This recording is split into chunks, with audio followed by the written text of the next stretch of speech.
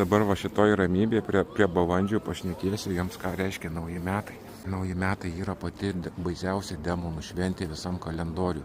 Visam kalendoriuje visų satanistų tai ir baisiausia pati šventė.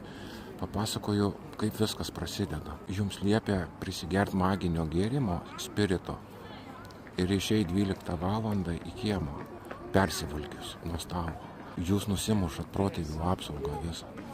Kas yra spiritas? Spiritizmas. Ir spiritas yra vienas. Spiritizmas yra dirbimas su energijom. Spiritizmas yra to, ko nematai. Spiritizmas yra seansas. Spiritizmas yra kvantinė energija. Spiritizmas yra kvantinis mokslas. Spiritizmas yra magija. Spiritizmas yra dirbimas su energijom. Dabar jisai kvantinis mokslas ir kažkada jisai magija buvo. Kvantinė energetinė pasaulį. Iš ano pasaulio patenka pas mumis būtybės. Jos yra energetinės mūsų akiai nematomos.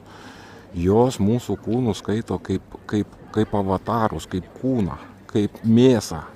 Jie kūninasi į mus, kada mums nusimuša aplinkui aura, švytėjimo aura, protėvių mūsų skydas. Protėvių skydas jūsų aura švytėjimo. Kada jūs išgeriat spiritinį gėrimą, ta aura mirksėt pradeda. Kada 50 gramų to gėrimo umuša tą aurą jūsų švytėjimą. Tarp smegenų vyksta blogi signalai ir aura gesinasi. Ir demonai tie gali mus šokti mūsų vidų ir išeiti ir įeiti. Jiem vartai atsidaro. Mūsų protėvių apsauga, mūsų skydas, mūsų aura neveikia. Ta diena 12 valandą iš petardų šūvių atsidaro portalai ir demonai ieškosi girtų vaikų, išgėrusių vaikų, kad pas vaiką būtų užsigesinusi energetika. Atsiminkit, kaip vaikas pirmą kartą pabando alkoholį, būtent per naujus metus jis po stalų palenda ir palaižo nors biškį alkoholio. Taip vaikai pirmą kartą paragauna alkoholio savo gyvenime. Tada jie išeina 12 valandą į kiemą.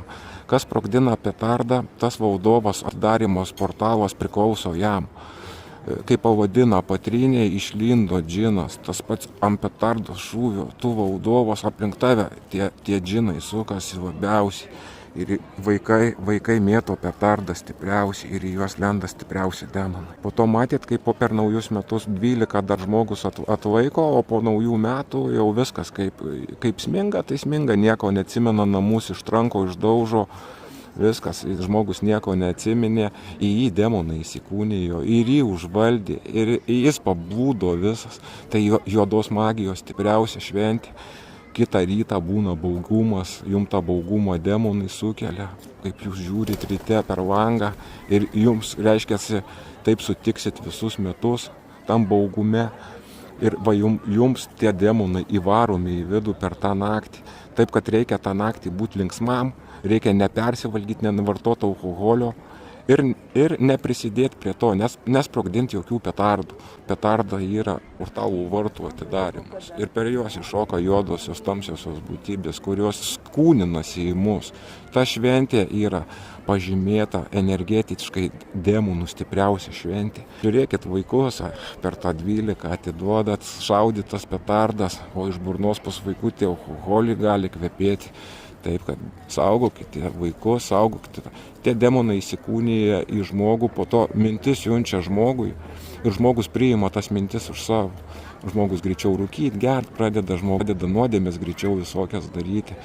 Jam įmetinėjamos netikros mintis.